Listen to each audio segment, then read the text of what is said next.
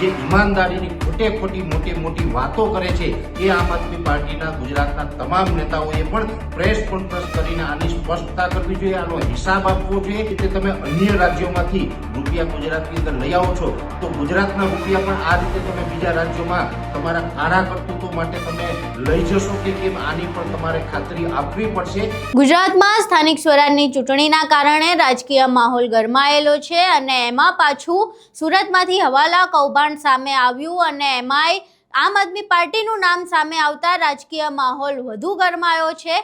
આ આખો હવાલા કૌભાંડ સામે આવતા જ કોંગ્રેસ સિવાય ભાજપ દ્વારા પણ આમ આદમી પાર્ટી પર પ્રહાર કરવામાં આવી રહ્યા છે। અત્યાર સુધી તો કોંગ્રેસ અને ભાજપ દ્વારા પ્રહાર કરવામાં આવતા હતા, પરંતુ હવે તો ખુદ આમ આદમી પાર્ટીના નેતા દ્વારા પણ પોતાની પાર્ટી પર આકરા પ્રહાર કરવામાં આવી રહ્યા છે અને આખા હવાલા કૌભાંડ વિશે પ્રશ્ન પૂછવામાં આવી રહ્યા છે। આખી ઘટના શું છે તેના વિશે વિગતે ચર્ચા કરીએ। નમસ્કાર, તમે જોઈ રહ્યા છો ચક્રવાત ન્યૂઝ, હું આપની સાથે અહેમદ।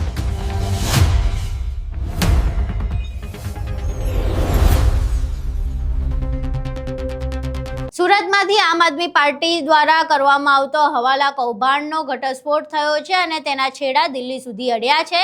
ગઈકાલથી આ મામલે ખૂબ જ ચર્ચા ચાલી રહી છે। જે સીસીટીવી વિડીયો સામે આવ્યા છે તેના કારણે પણ રાજકીય માહોલ વધુ ગરમાયો છે।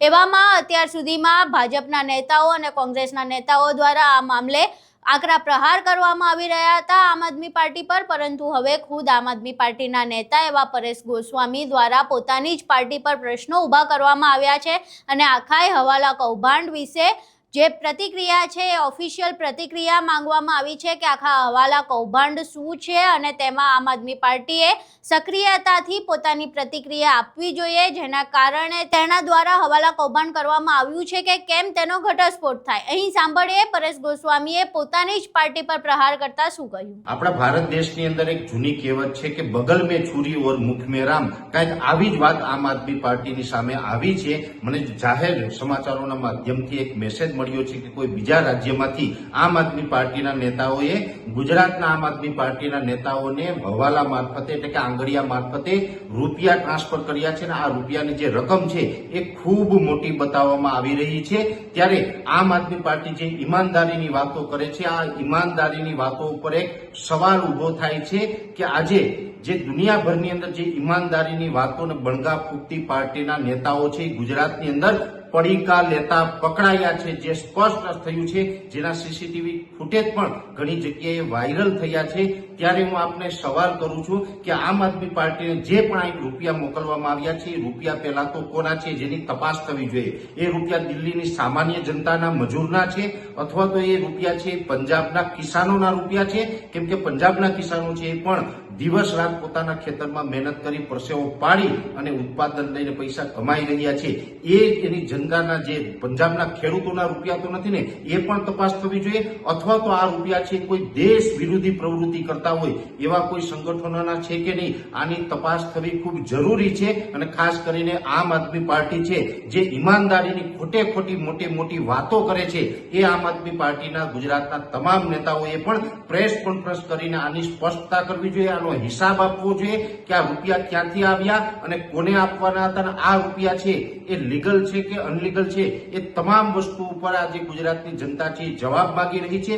જેવી રીતે તમે અન્ય રાજ્યોમાંથી રૂપિયા ગુજરાતની અંદર લઈ આવો છો, કાલ સવારે તમે ગુજરાતમાં ગુજરાતની જનતા કદાચ તમારા વિશ્વાસમાં આવીને તમને મત આપશે, તમે ચૂંટાઈ જશો તો ગુજરાતના રૂપિયા પણ આ રીતે તમે બીજા રાજ્યોમાં તમારા કાળા કરતૂતો માટે તમે લઈ જશો કે કેમ, આની પણ તમારે ખાતરી આપવી પડશે।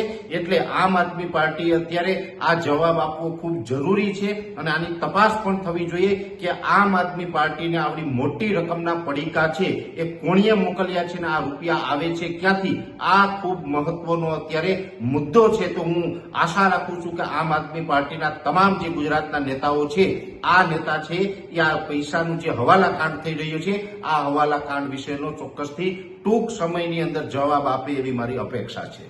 અહીં તમે પરેશ ગોસ્વામીને સાંભળ્યા। હવે પ્રશ્ન થઈ રહ્યો છે કે જો તેમની જ પાર્ટી એટલે કે આમ આદમી પાર્ટીના નેતા જ ખુદ પોતાની પાર્ટી પર પ્રહાર કરતા હોય અને તેમને જવાબ માંગી રહ્યા હોય કે આખા હવાલા કૌભાંડ વિશે પાર્ટીએ સ્પષ્ટતા કરવી જોઈએ, તો પછી હવે સામાન્ય નાગરિક અને અન્ય પાર્ટીઓ પણ એ જ આશા રાખે છે કે આમ આદમી પાર્ટી દ્વારા સત્તાવાર રીતે આ મામલે સ્પષ્ટતા કરવામાં આવે. જો કે આમ આદમી પાર્ટી આ સમગ્ર મામલે ક્યારે સ્પષ્ટતા કરે છે તે જોવું રહ્યું, પરંતુ હાલ તો જે પ્રમાણેની માહિતી મળી છે તેમાં એવું જોવા મળી રહ્યું છે કે હજુ આ આખી ઘટનાને લઈને કોઈ મોટા માથાઓની નામ આવી શકે છે અને આ મોટા માથાઓની ધરપકડ પણ થઈ શકે છે. જો કે આ મામલે હાલ સ્થાનિક સ્વરાજની ચૂંટણી શરૂ હોવાના કારણે પાર્ટી દ્વારા કોઈ સત્તાવાર નિવેદન જાહેર કરવામાં આવ્યું નથી.